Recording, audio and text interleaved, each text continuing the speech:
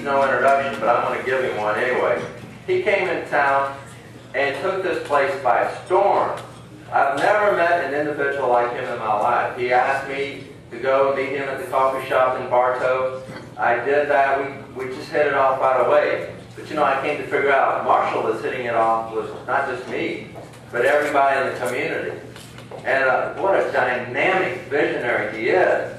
And he is the CEO, the dream child behind the USF Polytech campus that you're going to see spring up out of nowhere on I-4 over the next few years. He was a political science professor at Georgetown University.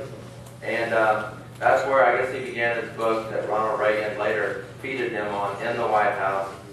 He wrote the textbook on deregulation under Ronald Reagan. He taught at the University of Cincinnati with Neil Armstrong and some others that were professors there.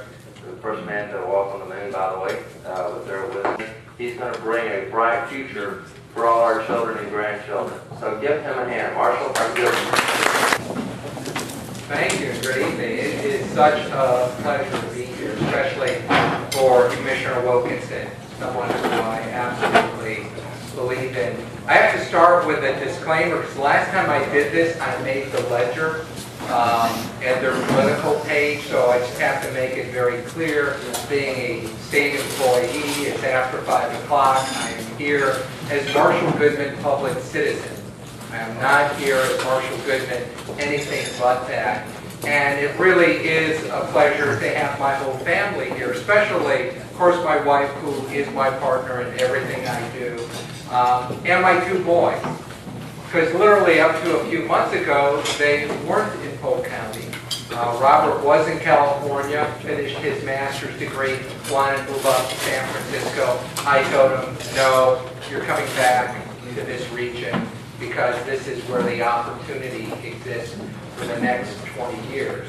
And then Stephen, who completed his degree at University of Wisconsin-Madison, also was planning on moving, of all places, to Denver. And I had to point out, you know, it gets cold there. It snows and it's mile high. But that's where a lot of the opportunity, the new jobs in the 21st century are. And I, again, pleaded with Stephen, come back to Polk County. Believe it or not, we are the hub for the next 20 years. And I'm so proud that both of my boys came back here, because what we have been suffering from and what the commissioner is dead set in terms of stopping is what we call brain drain. You know, a lot of kids in our region have gone off to college. And studies show, not my study, but national studies show that 80% of the kids who go off to school never return. Because those schools are doing their job. They hold college fairs, and you've probably been to those big schools, whether it's University of Florida, I know we have some hurricanes here, University of Miami, even some Seminoles. But that's what this county really suffers from. Some of our best and brightest go away to school and they never return. We've got to change that, because in the 21st century, the currency is knowledge. You know, we've gone through a lot of periods in American history, and manufacturing, industrial revolution. We've seen those cycles, and we're going through another very powerful globalization cycle. And the currency in the 21st century is knowledge. If you don't have it, the jobs aren't coming there. And the commissioner understands that. He has been supportive of every higher education and K-12 initiative that this county has brought forward.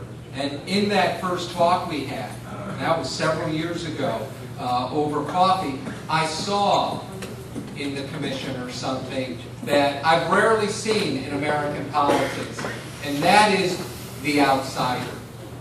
When I was in Washington, I did write a book about Ronald Reagan. You know, when Reagan ran for governor of California, he was laughed at. He was scoffed at. He was a movie actor. He was president of the Screen Actors Guild. And most people in California said he wasn't very good at that. He wasn't one of the A-listers. He wasn't a Clark Gable. He wasn't a Humphrey Bogart. He was the B movie actor. And that's what he was known throughout California. No way this guy could be governor of that state, the most populated state in the Union. And yet he was. He won that election. He was very successful. And then, if you recall, his early runs for the presidency wasn't in the election he won. It was in the previous elections. And again, Reagan was scoffed at. He wasn't part of the Republican machine, the establishment, the interest groups. He again ran as an outsider. He ran for, as that sign behind, in front of me says, Randy Wilkinson, for us. Oh, that means U.S. Congress. But I read that as for us, meaning for the people. You know, it takes a maverick to know a maverick. And I know this maverick because when you live in Washington, D.C., there's something called inside the Beltway. And it's hard to describe for people unless you've lived it.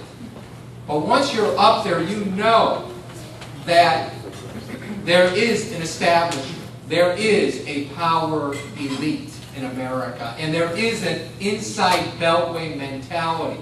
That is, it doesn't come out of artificial means. It happens naturally. You get in power, you want to stay in power. A lot of people then want to be your friends. You collect a lot of interest group money. And you feel somewhat indebted to those individuals. And then you learn in Washington, hey, if you want to get along, you better go along. That's one of the oldest Washington phrases. How dare you step out and be different? Because, you know, the Japanese have a wonderful saying, the nail that sticks its head up gets hammered down. That's Washington, D.C. In some cases, it's our commissioner, because he doesn't mind voicing his opinion. I've been in many commission hearings, even into the wee hours of the morning, and I can always count on Commissioner Wilkinson asking not only a multitude of questions, he asks the question that goes right to the heart of the matter. And that shows you, not only does he pay attention, he's watching out for us. He's watching out for the people. And one of the things that has impressed me the most about Commissioner Wilkinson is not only in the conversations we've had, and we've had many, but in conversations when I'm with other people. We could be discussing public policy, whether it's higher education, whether it's taxes, whether it's transportation, whether it's land use, etc. He always asks these individuals, what do you think about that? What do you think about that? How refreshing that is for somebody who really cares. He wants to know your opinion. He's not asking it flippantly like many politicians do because they have to, and then they move on and they forget everything that you said. The commissioner does not. He'll call me 2 days later. Remember when you said, I'm like, oh my God. He was paying attention. And he took it seriously. And he's usually, did you ever read such and such? Because he's also a librarian. So he knows how to research. He pays attention to details. He knows how to use the reference section in the library. Those are huge skills. Because if you go to Washington today, do you know what the predominance of Washington is in terms of our U.S. Congress? What is the leading occupation? Lawyers. Lawyers. Exactly right. Now, how many lawyers make up the U.S. population? Because according to their weight in Washington, they would be the majority occupation of the United States. And yet they're clearly not. But they are the majority occupation of the U.S. Congress. Now, what happens when you get a lot of lawyers together? Nothing gets done. Nothing gets done. Bad things. Bad things get. Well, you know what you're going to get? You're going to get more laws. Because lawyers promulgate laws. When they go up there, they're not thinking we need to deregulate. We need less laws, especially at the state and local level. They're finding ways to create more laws because that's where their expertise is. If you had a Congress where the majority were school teachers, I guarantee you our schools would not rank 22nd in the world as they do today. And we used to take great pride in the United States. We were the leader. Students would flock here from all over the world to get into our universities. Today, that's not happening. They're flocking to other places. And I've been to India, I've been to China. It's scary. I mean, it is scary to see what they are building in terms of their higher education system, because my boys and your children, your grandchildren are going to compete against that. We've got to be busy in this country recognizing what's important to us. Putting librarians, putting common people with common sense in our higher offices needs to be one of this country's top priorities. We have enough lawyers, we have enough bankers, we have enough insurance people. We need more people that get it and are willing to represent us in the U.S. Congress. That's why I support Commissioner Randy Wilkinson for U.S. Congress. I hope you'll do that as well. Thank you.